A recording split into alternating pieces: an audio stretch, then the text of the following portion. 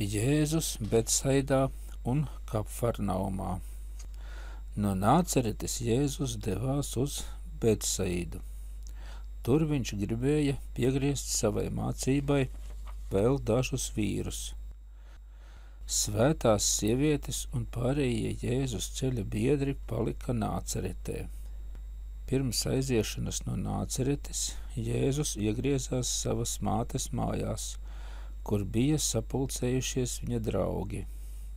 Jēzus viņiem pateica, ka tagad viņš uz kādu laiku aizies tālāk, bet, kad noklusīs pret viņu saceltais ienaids, atkal atgriezīsies pie viņiem.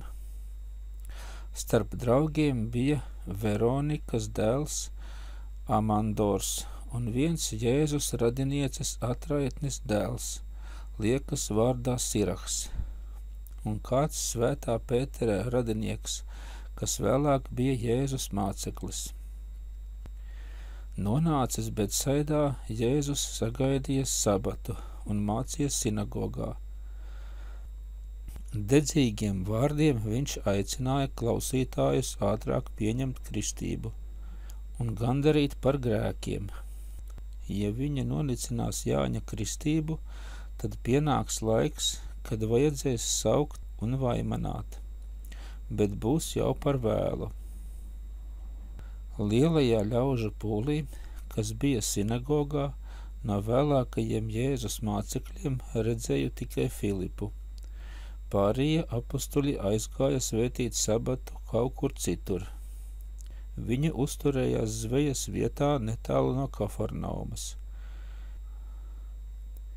Jēzus mācības laikā Betsaidā sirsnīgi lūdzās, lai šie cilvēki atgrieztos un pieņemtu kristību.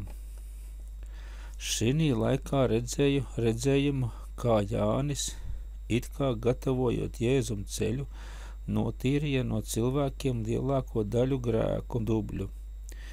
Viņš strādāja dedzīgi un ar lielu piepūli. Āda, ar kuru viņš bija apsedzies, krita viņam pamīšus gan pār vienu plecu, gan pār otru. Tam, ko redzēju, bija tikai simboliska nozīme. No dažiem nokristītajiem nokrita it kā zvīņas, no citiem izgāja melni dūmu mākoņi, bet uz dažiem krita spoži mirdzoša dūmaka. Arī Kafarnaumā Jēzus mācīja skolā. Daudzo klausītāju vidū atradās Pēteris, Andrejs un citi, kuri jau bija saņēmuši kristību no Jāņa. Vēlāk Jēzus mācīja ļaužu pulkus atklātā laukā, 2 stundu ceļa attālumā uz dienvidiem no Kafarnaumas.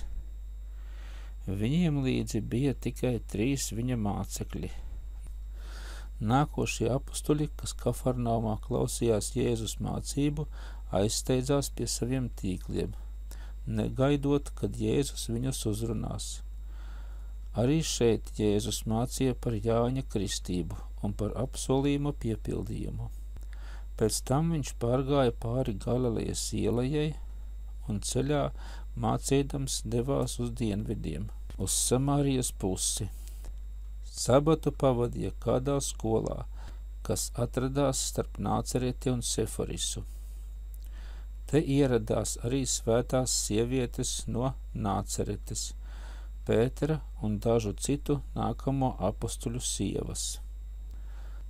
Tanī vietā atradās tikai dažas mājas un skola, un tikai tīrums tās šķīra no kādreizējās Annas mājas.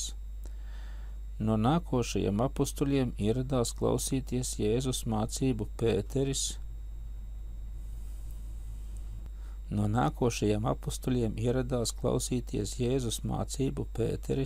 Andrejs, Jēkabs jaunākais, Filips un visi Jāņa mācekļi.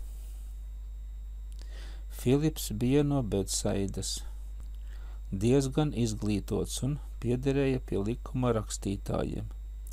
Jēzus te uzturējās neilgi, pat neēda neko, tikai mācīja. Apustuļi svinēja sabatu kaut kur tuvākajā apkārtnē, jo ebreji bieži devās kaut kur citur svinēt sabatu, un izdzirdējuši, ka Jēzus tepat tuvumā māca, atnāca klausīties. Arī tagad Jēzus vēl nerunāja ar viņiem neko par nopietnām lietām.